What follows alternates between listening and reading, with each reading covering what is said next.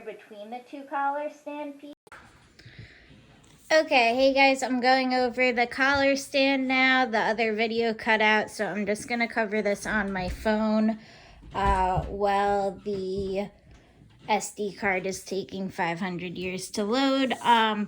Like I said, you're gonna be sandwiching pieces 26, the collar stand, on the outside of your collar pieces 25. So you're gonna want to literally just pin all 4 together. So the 2 collar pieces sandwiched between the 2 collar stand pieces. Everything should be right sides together.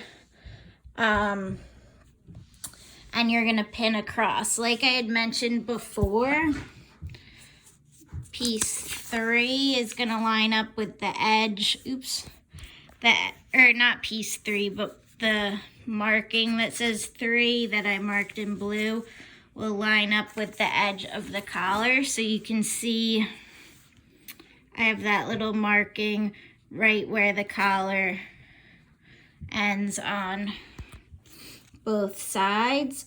And what you're gonna want to do is pin that together, and then you're also gonna pin here and here. Let me put my phone down for a second so I can do that.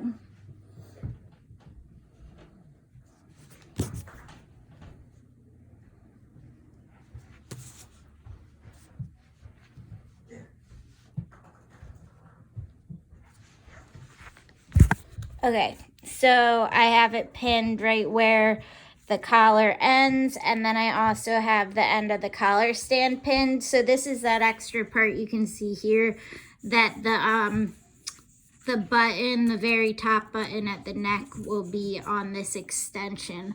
So you're gonna want to go ahead and sew 5/8 beginning at the bottom of the collar stand up, doing a nice corner pivot, and then across the entire collar stand and collar to the other collar stand corner and down. And then we'll leave this bottom section open, which will then get attached to the rest of the shirt. If you are nervous about sewing these 4 layers together, you can baste the collar closed first and then sew the collar stand around it. But again, you're just going to sew the outer edges. And then again, let me see the instructions. And then we're going to want to trim the seam allowance again. So we're going to want to trim them slightly, around 1/2 inch to 1/4 inch. Again, if you want to have one edge a little longer than the other to eliminate bulk, you can, and you will need to miter your corner. And then next I will go over attaching the collar stand to the shirt. So sorry, Ramon is playing. We will be right back. Okay, so just so you guys can see, this area here in the seam allowance really gets bulky because there's 4 layers. So I actually did cut down my one seam allowance super short. My middle seam allowance, which is the 2 layers of the collar, to about 1/4 inch, and then my other side to 1/2 inch. And what this does is just when you go to press it, it keeps everything flatter, instead of sometimes when you have those 4 layers of fabric all at the same length, you'll get a ridge in the collar and it just won't look nice. So I would recommend trimming down your seam allowances to eliminate on that bulk.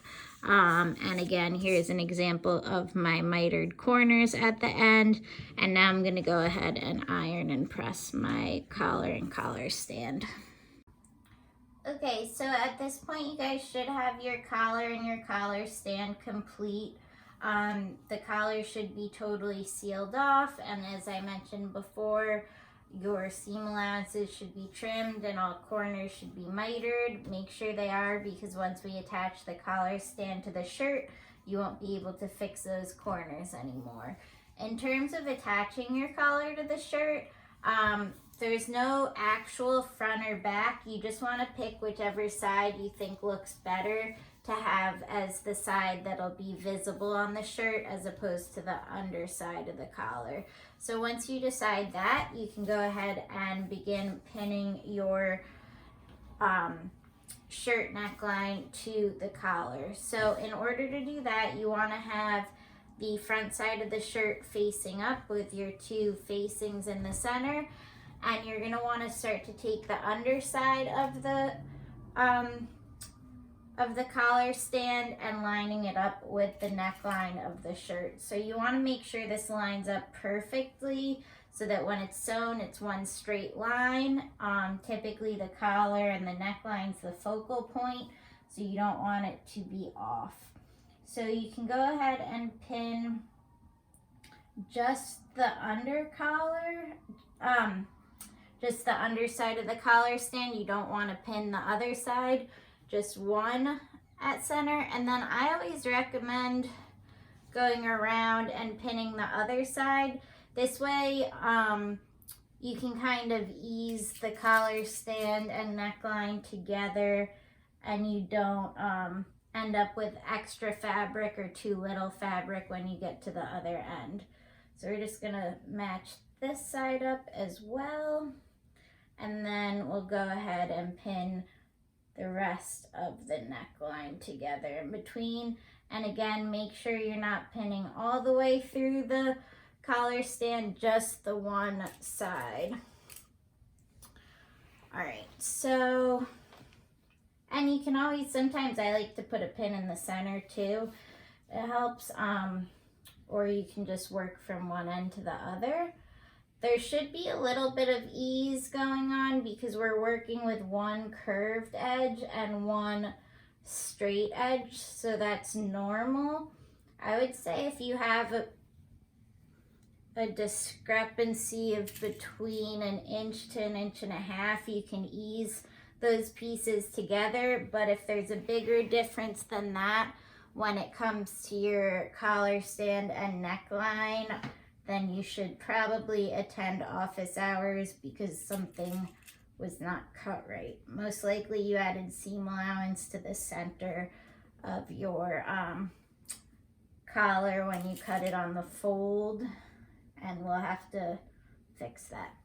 Okay, so you can see I do have some extra fabric. That's why I'm just pulling it and easing it as I pin.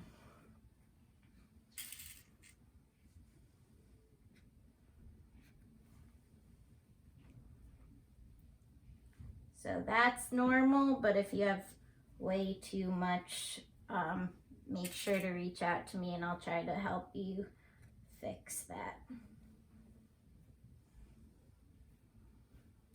Okay, so once you have your neckline and under collar stand pinned together, you're gonna have to ease it as you sew as well, but you're gonna wanna sew 5/8, of course with back stitching, 2.5 stitch all the way across the neckline, making sure you don't go through the rest of the collar stand.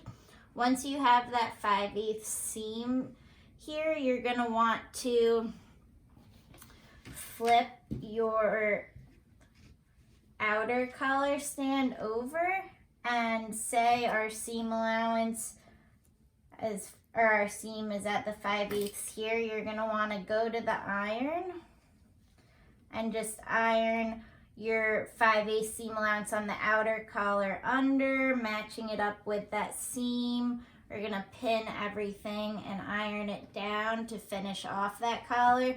And then you can baste it in place first if you want, but otherwise you're just gonna top stitch the outer collar down, and that'll finish off the neckline for you. You wanna make sure your top stitching looks good both from the inside and the outside. That's why basting it in place can be helpful first. And again, this is actually the exact same thing we did here on the on the back yoke. So try to make sure your top stitching is equidistant to what you've been using so far.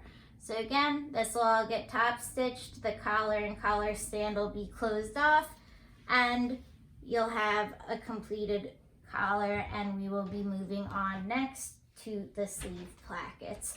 So in my next video, I will show you an updated finished collar, but for now, I'm just gonna leave it at the explanation. Thanks, guys.